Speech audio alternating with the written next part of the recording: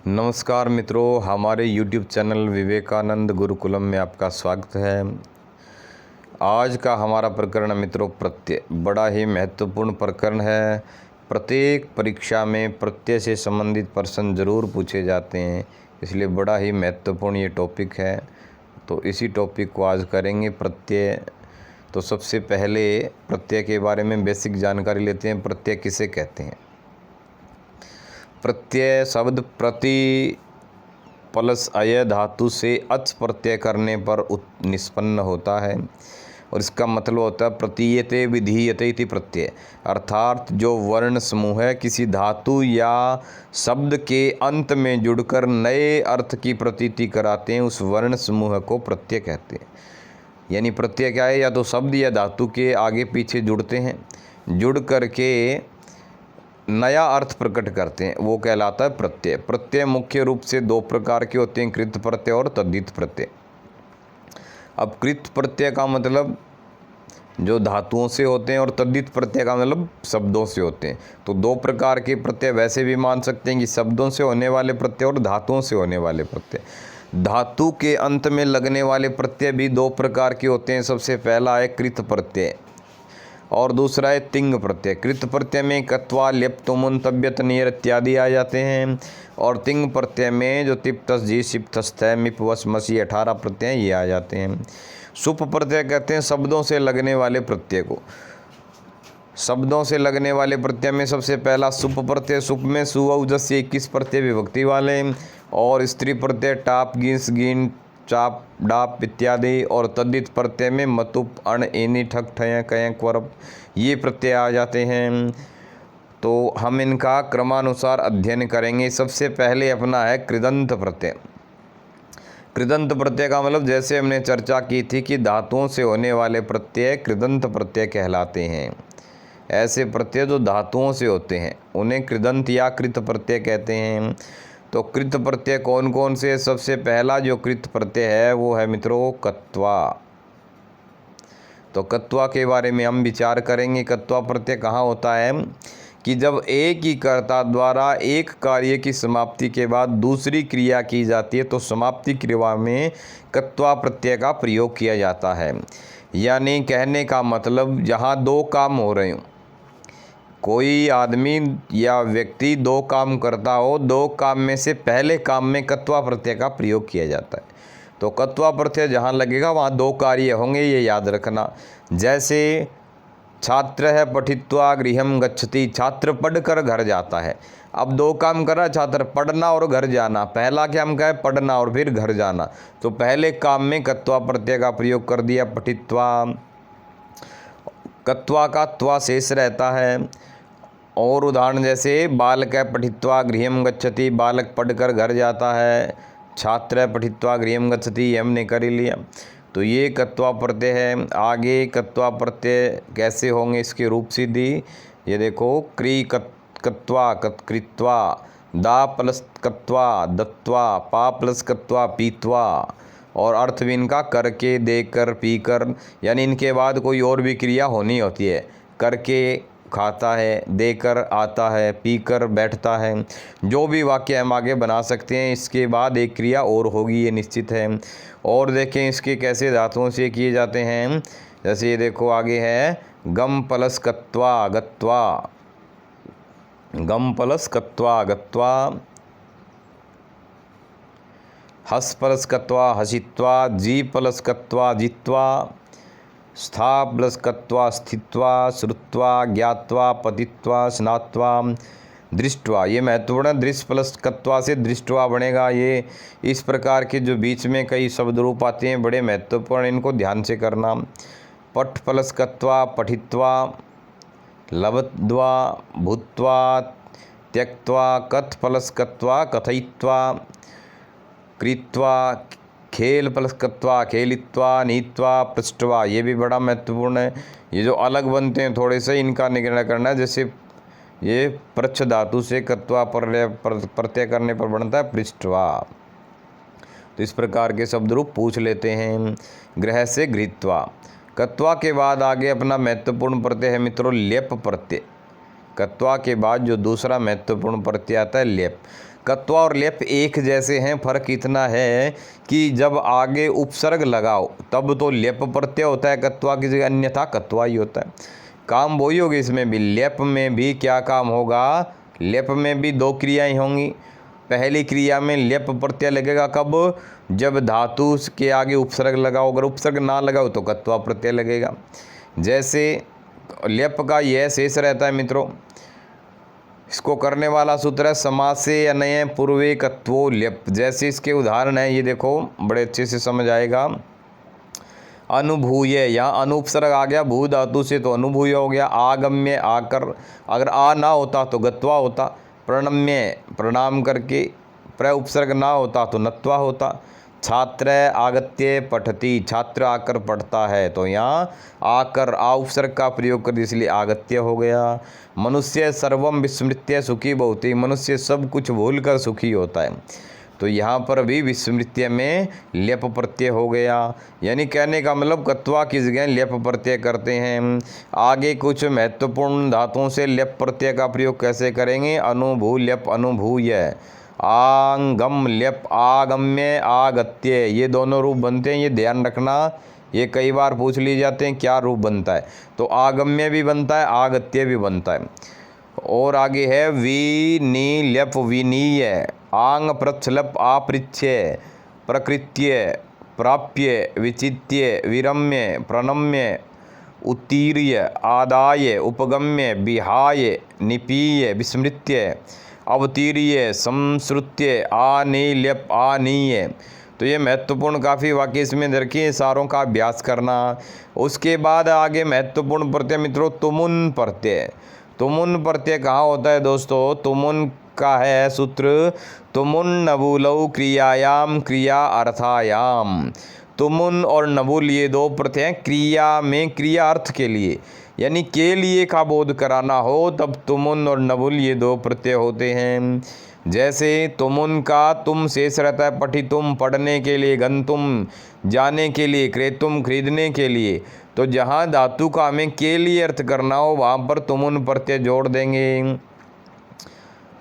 और इसीलिए तुमुन प्रत्यय को हेतु कृदंत भी कहते हैं, क्योंकि इसमें के लिए जोड़ देंगे तो किसी काम के लिए किसी कारण के लिए काम होता है। जैसे मैं पढ़ने के लिए आता हूँ तो पठितुम पढ़ना कारण हो गया। और तुमुन प्रत्यय से बने शब्द अव्यय होते हैं, इनके तीनों लिंगों में रूप नहीं चलते।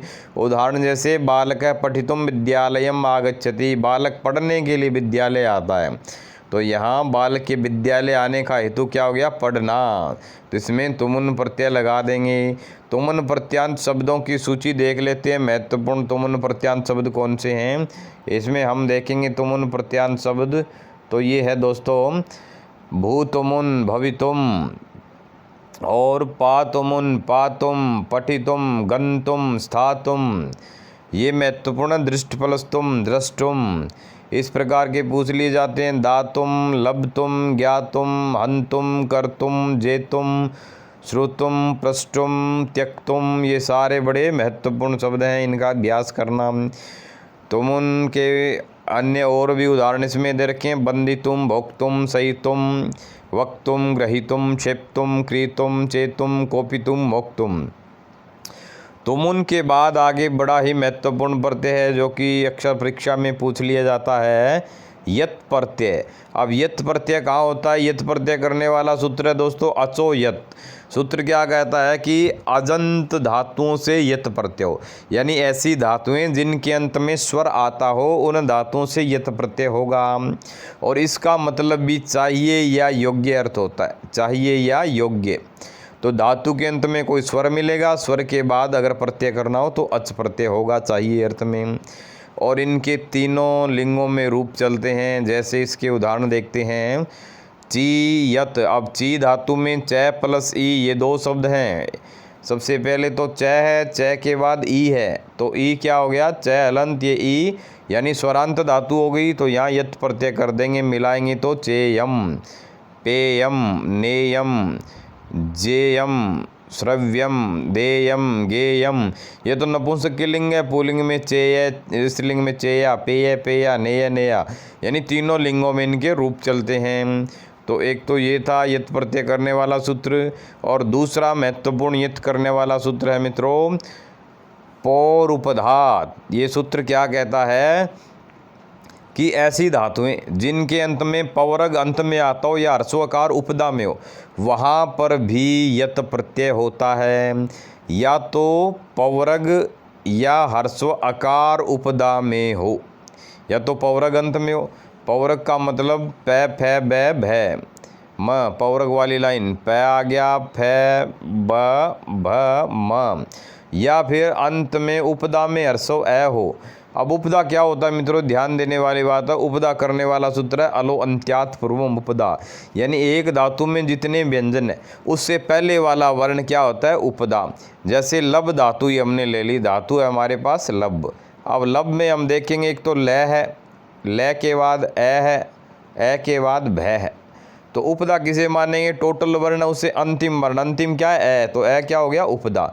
तो यही सूत्र कहता है कि उपदा में क्या होना चाहिए, उपदा में ह्रस्वकार होना चाहिए। तो लब में वैसे भी पै वर्गांत धातु और उपदा में ए भी है, दोनों में से एक शर्त होनी चाहिए, तो लभ्यम।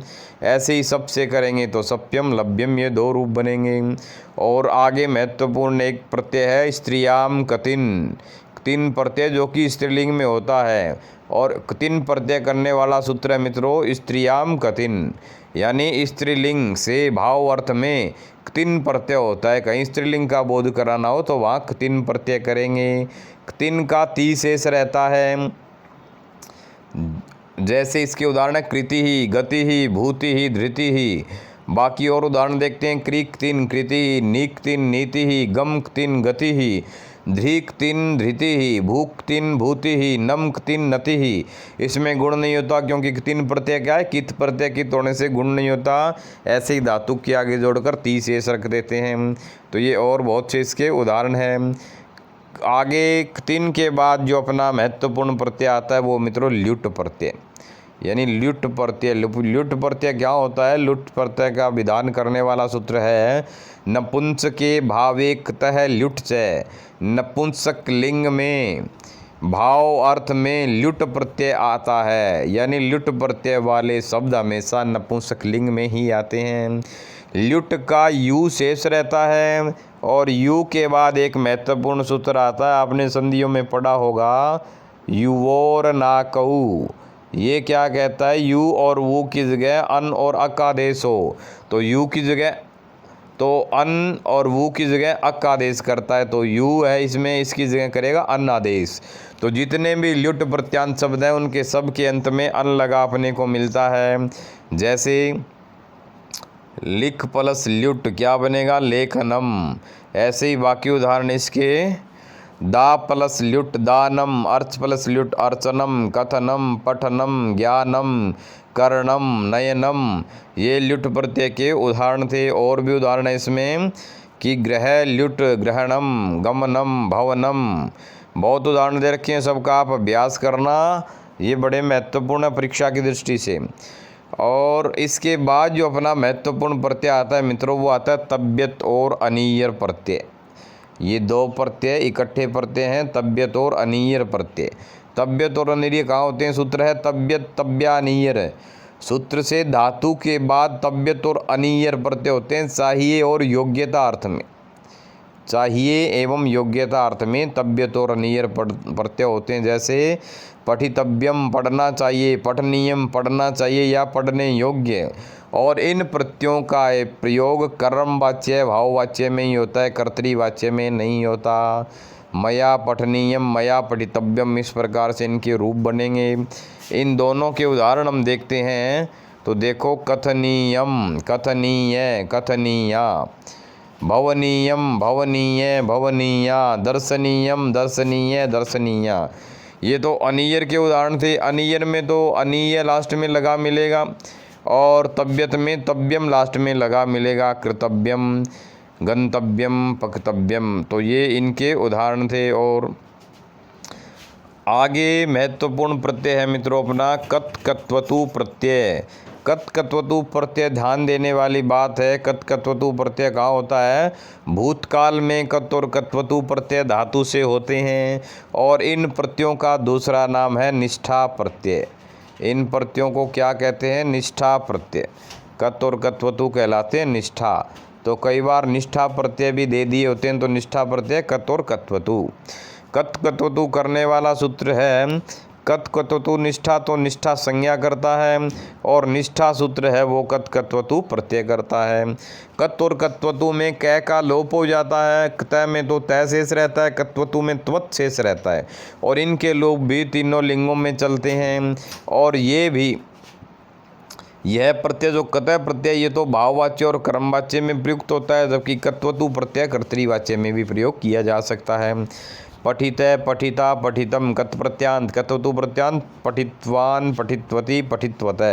यानी पुल्लिंग में तो वान लगा मिलेगा, तो वान पीछे वो कत्वतु प्रत्यय और तय पीछे लगा मिले तो कतः प्रत्यय। कुछ महत्वपूर्ण इनके उदाहरण देखो तीनों के। गम प्लस गतः तीनों लिंगों में, तो गतः पुल्लिंग, गता स्त्रीलिंग, गतम नपुंसकलिंग। कृतः कृता कृतम, पठितः पठिता पठितम, पृष्ठः पृष्ठा पृष्ठम। प्रच्छ धातु से महत्वपूर्ण, प्रच्छ धातु बड़े महत्वपूर्ण प्रत्यय के कारण है। तो ये इनमें एक तो गुण नहीं होगा, याद रखना है। क्यों? क्योंकि यहाँ कित प्रत्यय है, ये भी इसलिए यहाँ भी गुण नहीं होता। तो अपने को प्रत्यय की पहचान ये है कि तय और त्वान पीछे लगा मिले वो कत और कत्वतु प्रत्यय हैं। आगे बहुत उदाहरण इसके जैसे, ये कत्वतु प्रत्यांत के आगे कृतवान कृतवती कृतवतः, गत्वान गत्वती गत्वतः, श्रुतवान श्रुतवती श्रुतवतः, पूजितवान पूजितवती पूजितवत, लिखितवान लिखितवती लिखितवत, ज्ञातवान ज्ञातवती ज्ञातवत।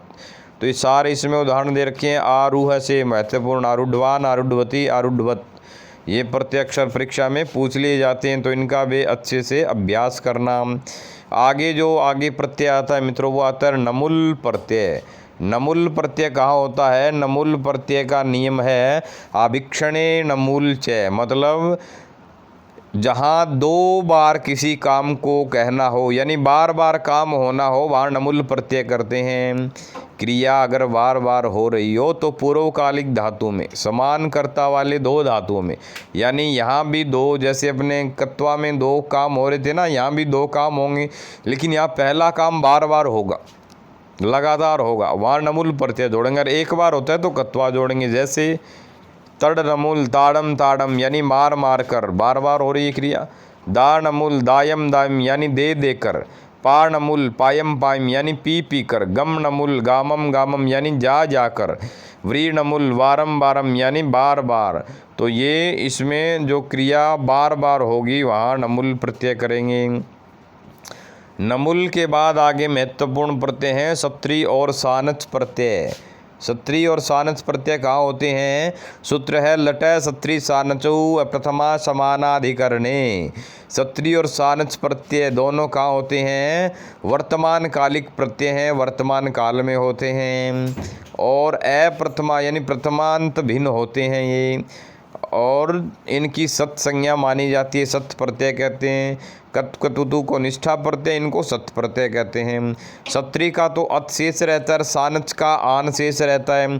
परस्मयी पदी धातुओं से सत्री प्रत्यय, आत्मनेपदी धातुओं से सानच प्रत्यय, और सत्री और सानच प्रत्यांत रूप हैं वो भी तीनों लिंगों में चलते हैं। पठ सत्री पठन पठंती पठत, कप सानच कंपमान कंपमाना कंपमानम। और ये प्रत्ययकर्ता के विशेषण में प्रयोग होते हैं, ये बात याद रखना। जैसे बालक पठन गच्छति, पढ़ता हुआ बालक जाता है, बालक की विशेषता क्या है? पढ़ता हुआ। तो विशेषता बताने के लिए किस प्रत्यय का प्रयोग कर दिया? सत्री। और अगर धातु आत्मनेपदी है तो सानच प्रत्यय का प्रयोग कर दिया। सत्री और सानच शब्दों की सूची है, देखो। पहले स्त्री प्रत्यांत पठ पठन पठंती पठंत, तीनों लिंगों में। लिखन लिखंती लिखत, क्रीडन क्रीडंती क्रीडत, कुर्वन कुर्वती कुर्वत। इस प्रकार सानच प्रत्यांत भी हम अभ्यास करेंगे। ये सारे देखना परीक्षा की दृष्टि से बड़े महत्वपूर्ण हैं। सानच प्रत्यांत आत्मनेपदी धातु से होते हैं। भासमाण भासमाणा भासमाणम, एदमान एदमाना एदमानम, कुर्वाण कुर्वाणा कुर्वाणम, यजमान यजमाना यजमानम। ये सारी धातुएं दिखा रखी हैं, आगे प्रत्यय दिखा रखे हैं। तो ये थे अपने महत्वपूर्ण मित्रों कृदंत प्रत्यय। हमने कृदंत प्रत्ययों का आज पहला पार्ट किया है प्रत्ययों के दंत कृदंत प्रत्यय। जैसे हमने चर्चा की थी, दो प्रकार के प्रत्यय होते हैं, धातुओं से होने वाले, शब्दों से होने वाले। धातुओं से होने वाले प्रत्यय भी दो प्रकार के, कृत या कृदंत, और दूसरे तिगंत प्रत्यय। कृदंत प्रत्ययों का हमने यहाँ विवेचन किया, महत्वपूर्ण कृदंत प्रत्यय जो कि परीक्षा की दृष्टि से बड़े महत्वपूर्ण है। उम्मीद करता हूँ ये टॉपिक आपको पसंद आया होगा। वीडियो कैसी लगी प्लीज़ कमेंट करके ज़रूर बताइएगा, और हमारे इस चैनल को ज़्यादा से ज़्यादा लाइक शेयर सब्सक्राइब कीजिए ताकि प्रत्येक विद्यार्थी इसका लाभ उठा सके। कल फिर मिलते हैं आगे नए प्रकरण के साथ, तब तक के लिए नमस्कार, जय श्री राम।